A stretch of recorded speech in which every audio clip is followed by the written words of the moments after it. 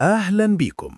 حلقة جديدة من برنامج فري كورة وملخص أخبار اليوم. فضلا وليس أمرا، اعمل لايك للفيديو واشترك في القناة عشان يوصلك كل جديد.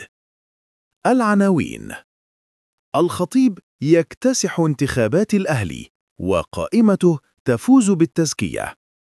سيد عبد الحفيظ بيكشف كواليس حسم صفقات الأهلي الجاية. تورب بيستعيد قوة الأهلي الضاربة قبل ماتش المصري. الأهلي بيبدأ المعسكر الخاص للسوبر في الإمارات قريباً. تورب يطلق تصريحات نارية ويكشف المستور داخل الأهلي بعد تعادلهم مع بتروجيت.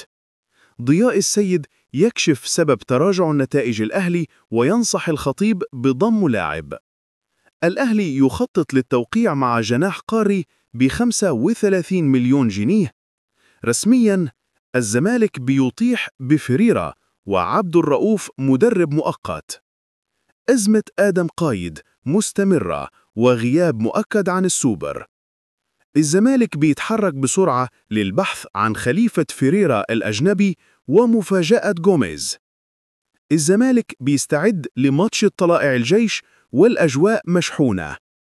التفاصيل: الكابتن الخطيب ملك القلعة الحمراء. الأهلي شهد النهاردة حدث